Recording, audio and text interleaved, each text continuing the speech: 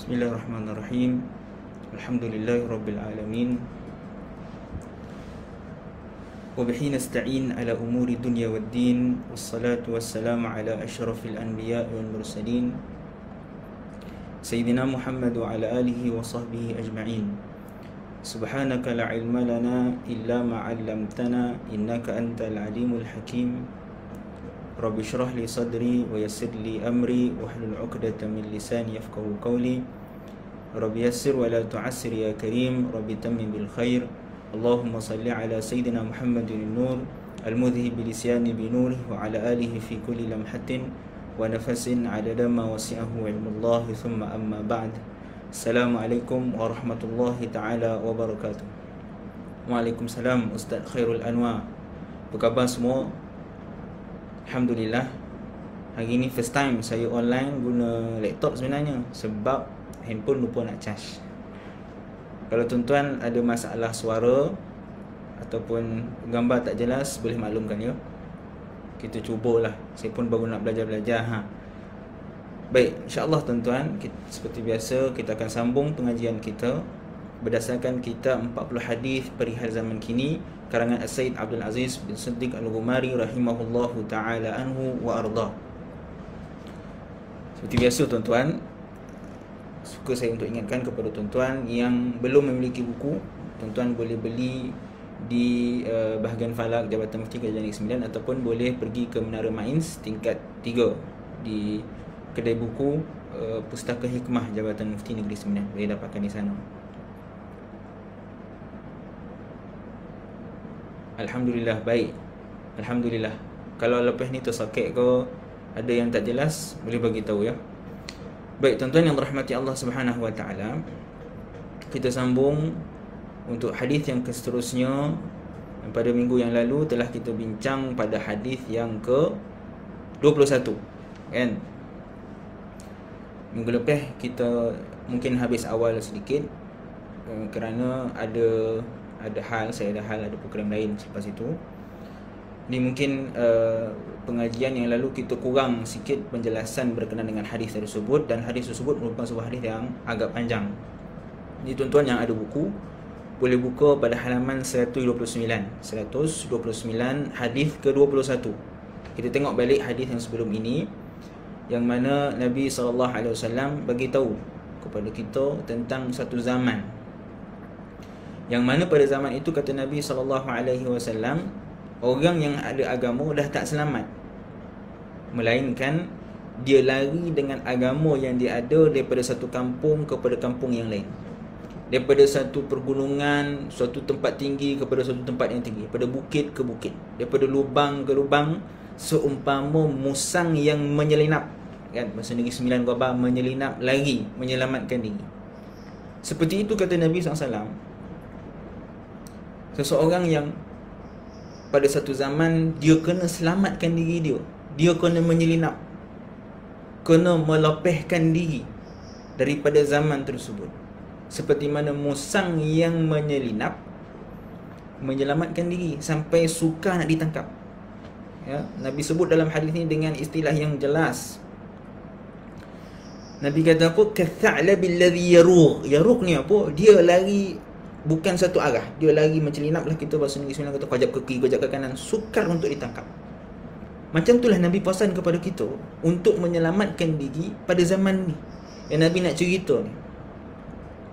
Bila Nabi bagi tahu perkara tersebut kepada para sahabat tanya, wahai Rasulullah, mata zaka, bila akan terjadi perkara itu wahai Rasulullah? Sebab Nabi kata tadi akan berlaku. La ya'tiyanna 'alan nas, akan berlaku kepada manusia satu zaman. Bila Nabi kata akan berlaku, para sahabat tanya, bilakah perkara tersebut akan berlaku wahai Rasulullah? Sebab apa? Sebab para sahabat pun risau kalau mereka berada pada zaman tersebut. Nabi kata apa? Nabi kata zaman tersebut adalah ketika mana tidak mampu lagi diperolehi kehidupan melainkan dengan melakukan maksiat kepada Allah Subhanahu wa taala. Ni Nabi bagi tahu tanda. Nabi tak bagi tahu waktu yang jelas. Nabi tak kata tahun 2021, 2020, tak. Nabi bagi tahu tanda supaya kita cari sendiri, supaya kita tengok sendiri bilakah apa perkara tersebut akan berlaku. Nabi kata apa? Idza lam tunal ma'ishatu illa bima'asiyallah. Nabi kata seseorang itu dia akan selamat apabila dia melarikan diri dengan agamanya daripada kampung ke kampung, daripada gunung ke gunung, daripada bukit ke bukit, daripada lubang ke lubang, seperti mana musang yang menyelinap melepaskan diri ketika mana lam tunal ma'isyah, ketika mana pada ketika itu kehidupan tidak lagi diperolehi melainkan dengan melakukan maksiat kepada Allah. Seseorang kalau nak hidup, kalau nak ceria, nak gembira, kena buat maksiat. Kalau tak, dia sukar untuk hidup. Ataupun kita kata segan hidup mati tak mau. Sebab apa? Sebab dia tak melakukan maksiat kepada Allah. Nabi kata zaman tersebut semua orang kalau nak hidup kena buat maksiat kepada Allah. Bahkan kata Nabi SAW pada zaman tersebut dihalalkan untuk tidak berkahwin. Bila Nabi bagi tahu perkara tersebut, terperanjat para sahabat. Sahabat kata, macam mana lah ya Rasulullah? Bukankah engkau yang memerintahkan kepada kami untuk berkahwin? Kan kita dah sebut sebelum ini, Nabi sebut tanakahu wa tanasalu. Nabi kata berkahwinlah, dapatkanlah zuriat. Sungguhnya aku berbangga dengan ramainya umatku pada hari akhirat nanti. Bahkan dalam sebuah hadis Nabi SAW yang mana diriwayatkan oleh Sayyidina Anas bin Malik radhiyallahu ta'ala anhu, datang 3 orang lelaki bertemu dengan isteri-isteri Nabi SAW dan bertanyakan kepada isteri-isteri Nabi SAW bagaimana kaedah ibadah baginda SAW. Macam mana Nabi ni beribadah? Yang 3 orang ni tanya kepada isteri-isteri Nabi, kerana isteri-isteri Nabi lah yang lebih mengetahui bagaimana ibadah baginda SAW, kerana mereka duduk bersama dengan Rasulullah. Waalaikumsalam Ustaz Tuan Muhammad Khair.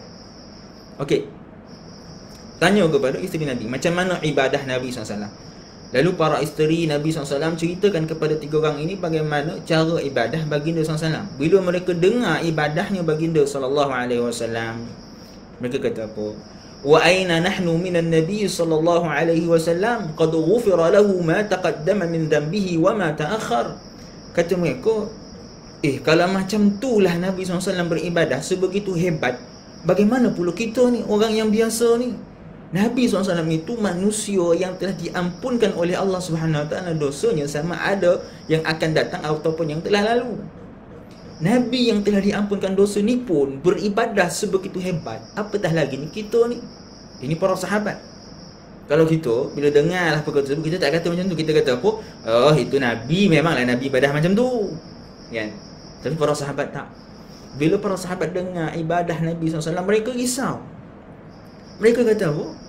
Mereka kata kalau Nabi Rasulullah, kekasih Allah yang diampunkan dosa, beribadah sebegitu hebat, apatah lagi kami ni. Lalu berkata salah seorang daripada mereka, dia kata, baiklah mulai hari ini aku akan semayang sepanjang malam dan tak tidur, kata dia. Kata seorang sahabat ni. Nak lawan ibadah baginda SAW. Sebab Nabi ibadah banyak. Nabi tu Nabi, dia kekasih Allah, dah diampunkan dosa. Nabi pun ibadah banyak, apatah lagi dia kata. Jadi dia nak semayang sepanjang malam, tak nak tidur, kata seorang sahabat.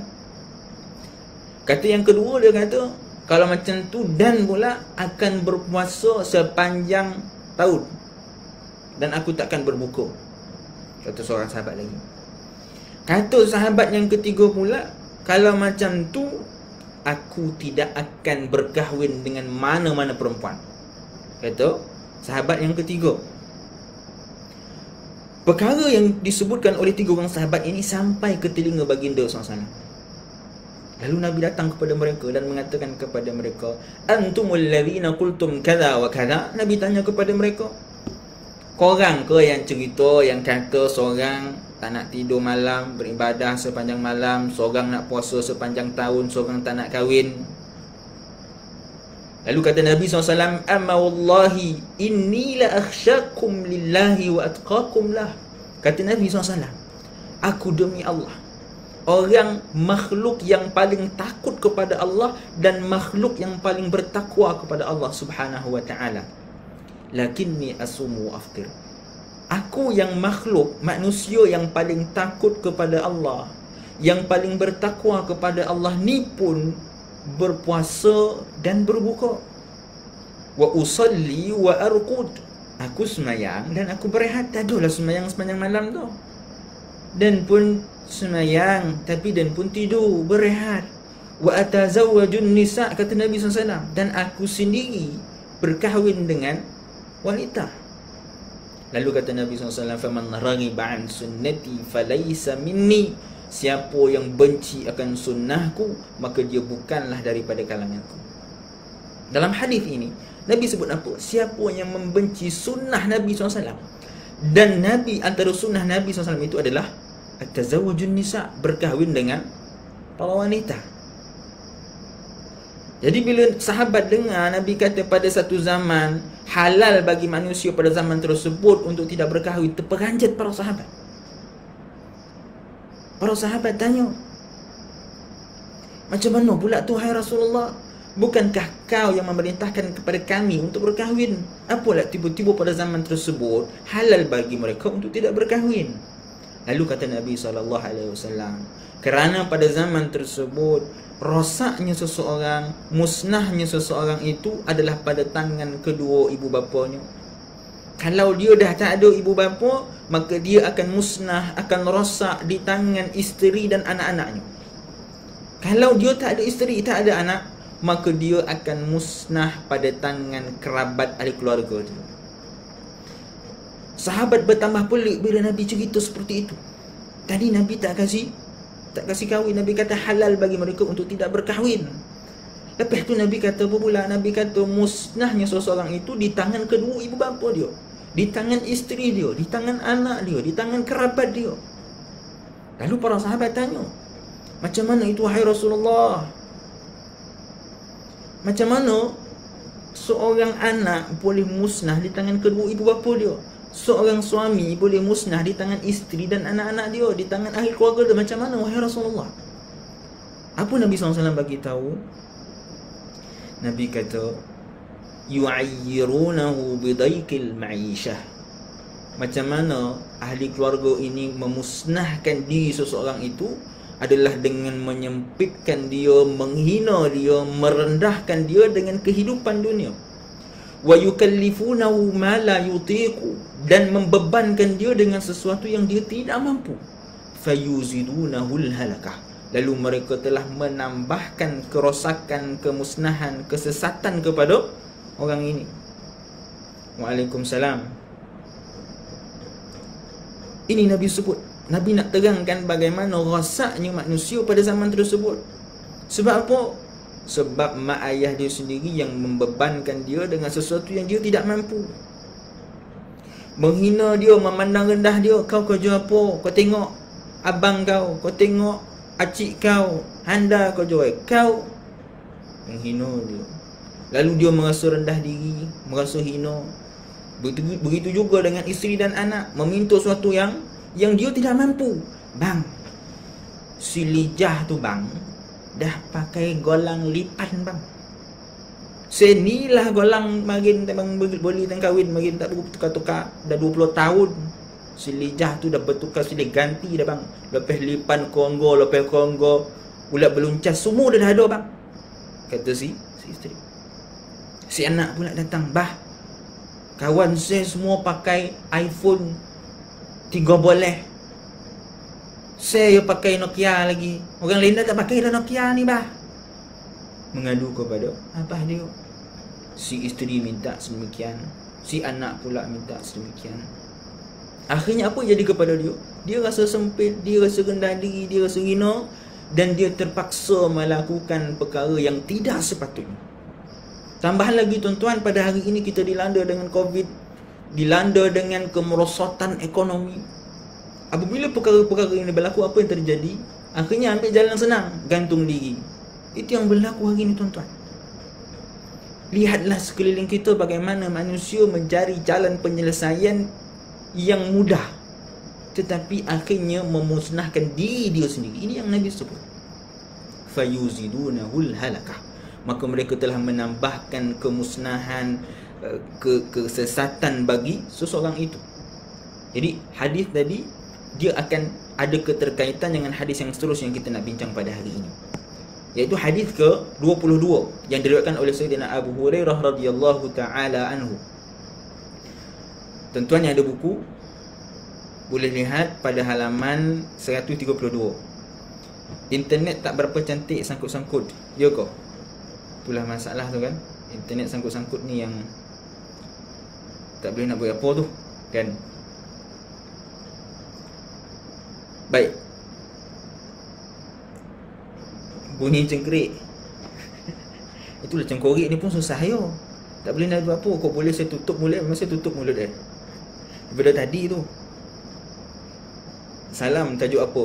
Kita akan bincang tentang 40 hadis perihal zaman kini. 40 hadis yang mana dalam hadis-hadis tersebut Nabi bagi tahu tentang keadaan zaman kita. Dan kita dah sampai pada hadis ke-22. Tuan-tuan yang ada buku boleh buka pada halaman 132. Memokak betul cengkerik ni kan. Okey, tak apalah tuan-tuan, biarlah cengkerik itu dengan dia pun nak ceramah yo. Kan kita ni ceramah, dia pun ada kuliah dia kan. Okey, hadis ke-22. An Abi Hurairah radhiyallahu anhu qala Rasulullah sallallahu alaihi wasallam, "Kaifa bikum idza kuntum min dinikum ka ru'yatil hilal la yubsiruhu illa al-basiru minkum." Kata Nabi sallallahu alaihi wasallam, diriwayatkan oleh Sayyidina Abu Hurairah radhiyallahu taala anhu, yang mana kita dah bincang tentang perihal biografi Sayyidina Abu Hurairah. Kata Nabi SAW, "Kaifa bikum idza kuntum min dinikum ka ru'yatil hilal." Nabi tanya kepada para sahabat, bagaimanakah kalian kalau kalian melihat agama kalian dengan agama kalian sendiri seperti mana kalian melihat hilal, melihat anak bulan. La yubsiruhu illa al-basiru minkum. Tak ada orang yang nak menengok nak melihatnya melainkan orang yang al-basir, orang yang ada penglihatan yang baik ataupun dia mampu untuk melihat anak bulan. Hadis ini akan oleh Ibnu Asakir Ad-Dailami dengan sanad yang la ba'sa bihi. Okey. Dalam hadis ni tuan-tuan, Nabi bagi tahu kepada kita apa? Nabi tanya kepada para sahabat. Nabi tanya, apa hal bagaimanakah keadaan kalian, sedangkan Nabi tahu yang perkara ini tidak akan berlaku kepada para sahabat. Nabi kata apa? Nabi kata, macam mana kalian kalau kalian dengan agama kalian seperti mana melihat anak bulan. Apa maksudnya tuan-tuan? Maksudnya manusia melihat agama mereka seperti mana orang melihat anak bulan. Dia berpandukan kepada bintang banyak, mungkinlah tu kan. Nak melihat kepada agama seperti mana orang melihat anak bulan. Kita hari ni siapa menengok anak bulan tuan-tuan? Kita bukan poi dah. Setiap tahun yang menengok sahibus samahah di setiap negeri-negeri, para mufti bersama dengan ahli jawatan kuasa yang menengok anak bulan. Kita tak tengok dah, kita dengar, tengok tunggu kat TV je kan. Oh, gayo esok kita pun gayo. Jadi kita tak tengok, yang tengok hanya sebilangan orang. Berapa juta rakyat Malaysia ni yang menengok anak bulan berapa orang? Itu kat Malaysia sebab kita ada banyak negeri. Kalau kat luar negara yang tak ada negeri-negeri tu, yang mufti dia seorang je, dia seorang lah menengok anak bulan. Jadi seperti itulah perumpamaan Nabi kepada kita, kepada suatu zaman ini, zaman kita hari ini, merujuk kepada agama, kembali kepada agama seperti menengok anak bulan. Yang rujuk agama dalam satu masalah yang dia hadapi hanya sebilangan kecil sahaja. Hanya orang yang al-basir, orang yang cerdik, yang ada penglihatan yang baik. Al-basir ni dia beza dengan mata penglihatan biasa. Al-basir ni lebih kepada mata hati. Orang yang ada mata hati sahaja yang melihat kepada anak bulan. Perumpamaan dia apa? Perumpamaan dia seperti agama. Hanya orang cerdik sahaja yang akan merujuk kepada agama.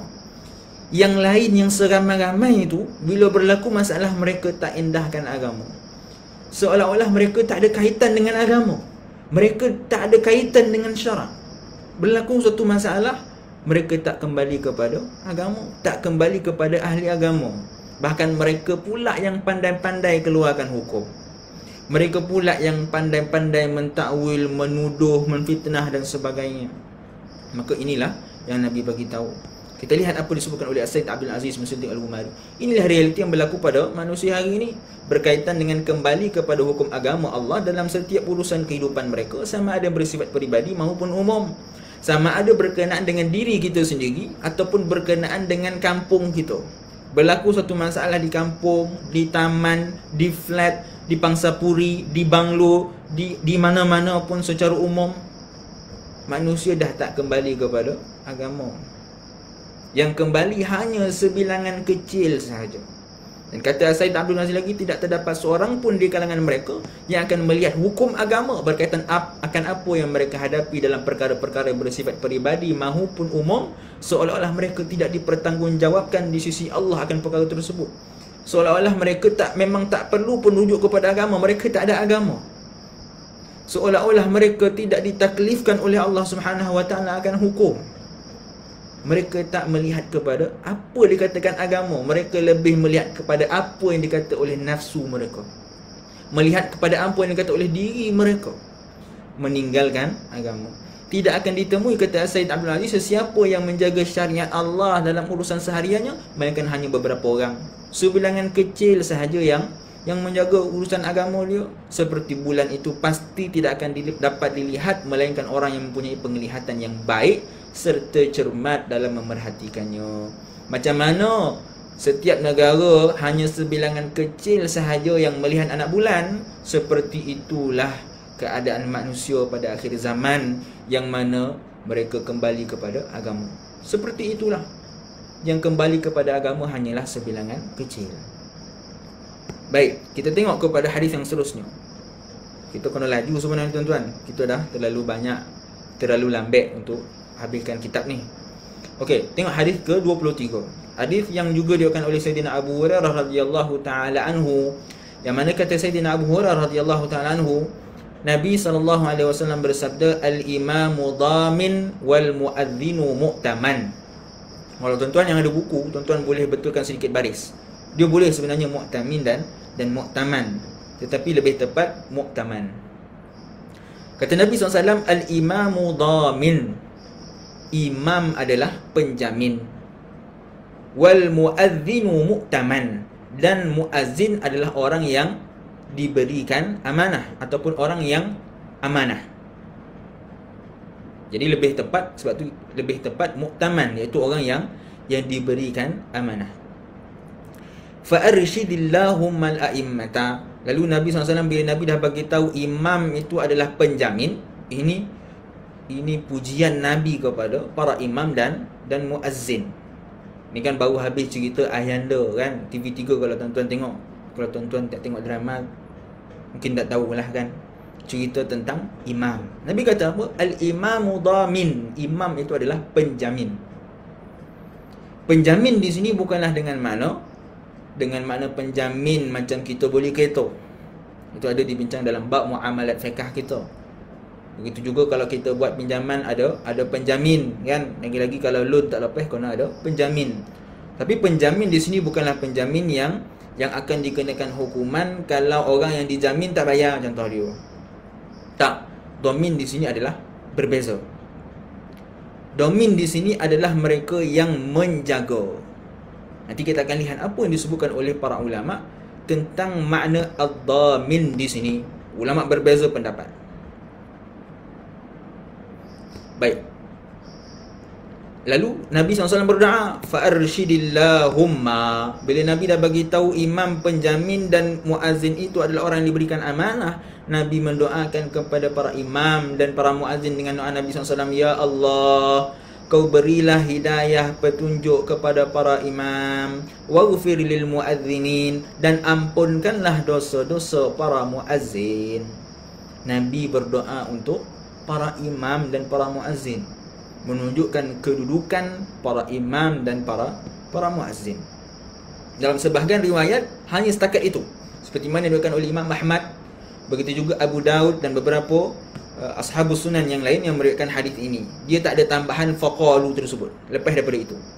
Tetapi dalam riwayat ini yang diriwayatkan oleh Al-Bazzar dan At-Tahawi dalam Mushkil al-Athar, ada tambahan yang mana kata Nabi SAW, faqalu ya Rasulullah, kata sahabat, ya Rasulullah, wahai Rasulullah, taraktana wa nahnu tanafasu 'ala al-adhan.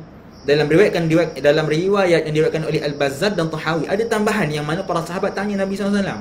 Bila Nabi mendoakan hidayah untuk para imam dan mendoakan keampunan untuk para muazzin, sahabat tanya, wahai Rasulullah, adakah ketika mana engkau akan meninggalkan kami nanti, kami akan berlumba-lumba untuk melaungkan azan?